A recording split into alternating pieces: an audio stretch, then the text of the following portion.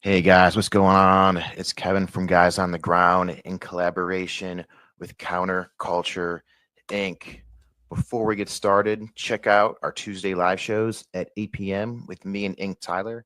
I really enjoyed this last one. It was a great time. It was with myself, Ink Tyler, and Kevin Peach. Peach talked about his multiple officer involved shootings that even happened within 2 weeks of each other. It's crazy. But I had a great time talking to them. We broke down some police videos, if it was a good shoot or a bad shoot. Those have gotten quite a few comments online. Those have been super fun to read. This is a great time. I just want to put it out there. Military, law enforcement, first responder that's interested in telling their story or discussing or debating an issue, shoot me in the DMs if you're interested in coming on.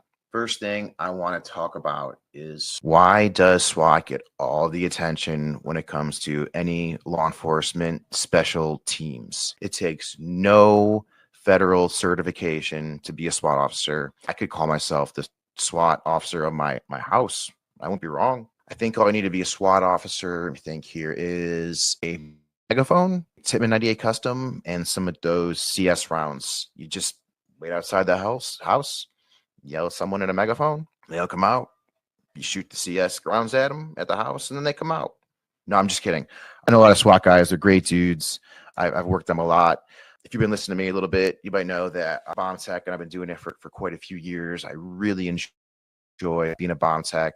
There's a federal certification in Huntsville, Alabama, 6-week-long course. It's a very hands-on course. It's not an easy course. If there's any police out there that are interested in doing that, feel free to hit me up and I'll answer any questions that I can, or at least point you in the right direction. But I really want to bring the attention to a position called tactical bomb tech. So these guys are half SWAT and half bomb. They're trained by the FBI to implement their bomb techniques with SWAT tactics. It's a great position to have. I think there's definitely room for them in SWAT teams. For instance, if you have a hostage rescue scenario and there happens to be some sort of explosive device or IED in the way, a booby trap, your tactical bomb techs are going to be trained and equipped to quickly and safely take care of that, kill the bad guys and save the good. All right. This is from Fresno. Surveillance video captures 3 armed suspects stealing a safe. Looks heavy. Let's bring it up here. 3 bad dudes. This is pretty ballsy. Like, this is the backyard of a apartment complex, and everyone can see what happens. I figure out which address this sucks, especially an apartment complex like that.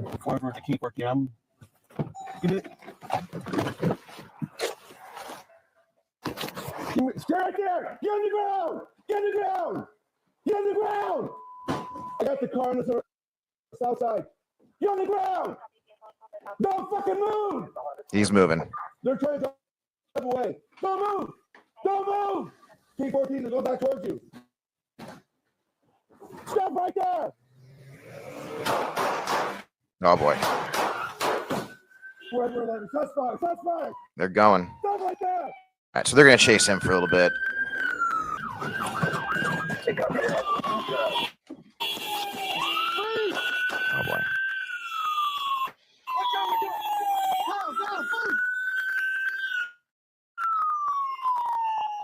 Shots fired!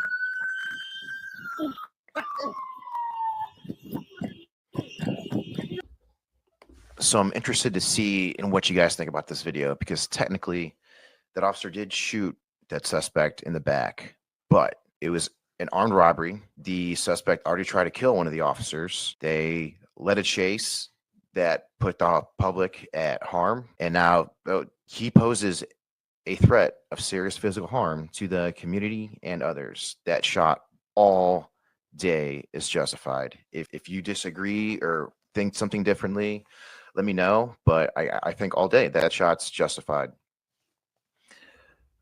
Now for the next article I want to bring up, unfortunately, an officer down, and I think it's important to talk about these, even though they are sad, because as Brent Tucker likes to say, all men die 2 deaths. First is their actual death, and the second is the last time their name is spoken. Deputy Sheriff Brandon Sykes, Columbia County Sheriff's Office, Georgia, end of watch, April 26, 2025. And I'm going to read just straight from the article here. I don't want to get anything wrong. Deputy Sykes and 3 other deputies were serving a domestic violence protective order on the subject. At first, the man was compliant, but then deputies turned away. He fired at them. Deputy Sykes was mortally wounded. Another deputy was shot in the face. 2 deputies returned fire, and one of the deputies gathered the injured deputy through a barrage of gunfire and transported him to the hospital, where he is in critical condition. The suspect attempted to flee in his camper, but was stopped on the highway. Hours later, drones found the suspect dead inside the camper with pipe bombs and drug paraphernalia. All right. If there's video out there, anyone knows about this, I'd be interested in seeing it. And what are the names of the other deputies? I mean, the deputy who got his buddy to safety through a barrage of gunfire and transported to the hospital. What's his name? He should 100% be recognized. So Deputy Sykes is survived by his wife, and get this, also works at the same agency. That is awful. Prayers definitely go out to her. All right, we're gonna move on to one more video here. Logan County deputies respond to a domestic violence incident, and they go to investigate, and the wife tells them the husband is hiding behind the pool. Whoa! Oh, fuck!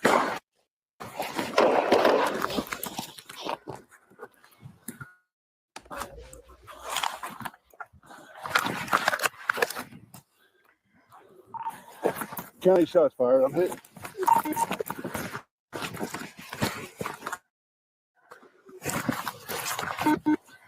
County, give me some units out here. I'm hit.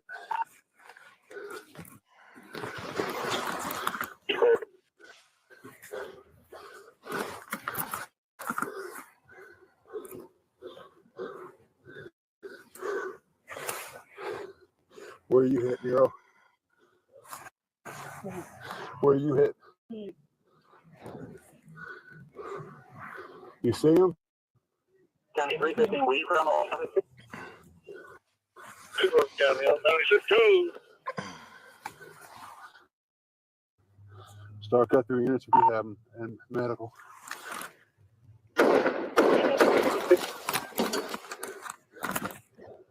That dude is calm, giving command, shooting back, even though he's been shot.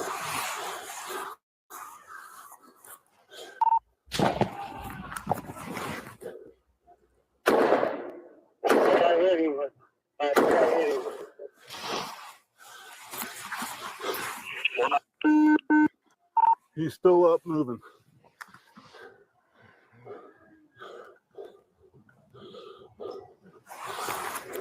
Which way is he moving? He's down on the ground, still where you were at with the rifle.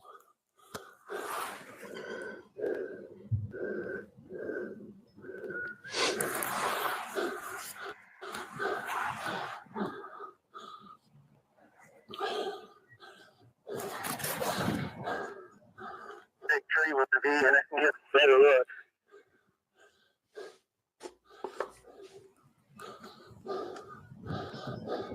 You okay, Nero? Talk to me.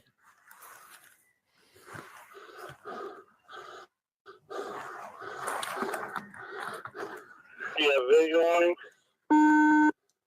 I don't. Do you guys? No, I don't.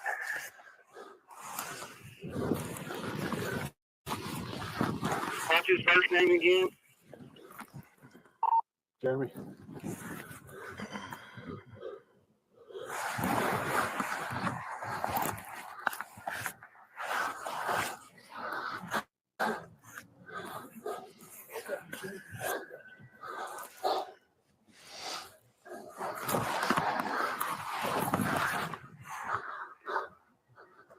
County 107-204-90. Stop with 90s County for right now. Brian, what's your injury? We both have facial. Okay, can you still see? No, I can't. Okay, where can we get you to cover? Are you in cover? 2 2, there's no cover back here. That's the worst sound is that beep.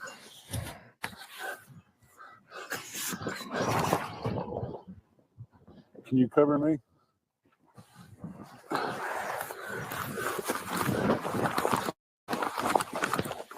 Get behind the guards. Come on. Yeah, that's not covering for.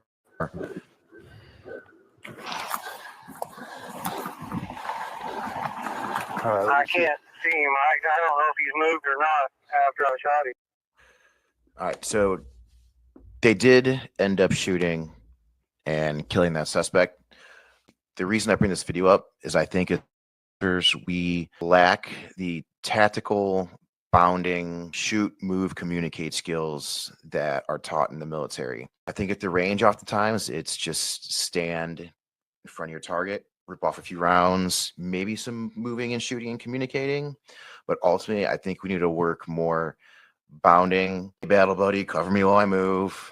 Got you covered. Moving. Battle buddy, cover me while I move. I know it's so annoying to say. And at first, you kind of have to do that until your team starts kind of syncing together. But just having those basic bounding skills, we need to do that in the law enforcement community for sure. Moving on to the last article. Bring up the article. ICE uses Florida officers and they arrest 800 people in 4 days in Operation Tidal Wave. I'm hearing it's even more than that. I've seen numbers of a little over 1,000. So what do you guys think of ICE's ability to, I guess, quote unquote, deputize local and state agencies to pick up migrants, citizens that got here, I guess you can say citizens, non-citizens that got here illegally? Because if you commit a crime by entering the country illegally, that in itself is a crime. I'm personally all for it. I think we're one team, one fight. We should be working together. And if another agency needs our assistance for a legal operation, I'm all about it. I don't know if any of you guys disagree with me at all that using local and state officers in these types of operations in tandem with ICE is wrong. But I think I'm all for it. There's a really good video here that explains ICE's 287G authority. 7G, established in 1996, allows Immigration and Customs Enforcement, ICE, to deputize state and local law enforcement officers to perform immigration enforcement duties, including identifying and processing non-citizens in custody for potential removal. The program has undergone revisions to improve oversight, training, and accountability, though it has faced criticism over racial profiling and its impacts on community policing. Participating agencies. All right, this is what I think is kind of ridiculous. Racial profiling isn't essentially what ICE's job is. You're trying to look for people that don't belong here, that are a different ethnicity, race, but you're using physical characteristics to do that. Sign a memorandum of agreement with ICE, granting trained officers authority to perform specific immigration duties. The program has 2 models. Jail enforcement model officers screen individuals in custody for immigration status and issue ICE detainers. Warrant service officer program officers serve and execute administrative warrants for removable individuals in local jails. State and local officers must complete a 4-week training course at the Federal Law Enforcement Training Center, covering immigration law, database use, and racial profiling prevention. A refresher course is required every 2 years to maintain certification. Following Department of Homeland Security Inspector General audits, ICE revised the program in the 2010s to include enhanced training requirements and biennial refresher courses.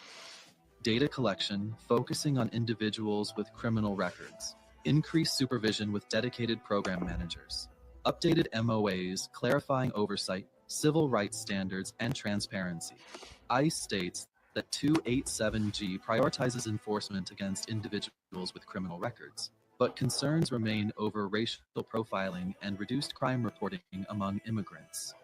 The training program includes coursework on preventing racial profiling, and any confirmed violations result in rescinding an officer's authority or the agency's agreement. Visit this site to learn more.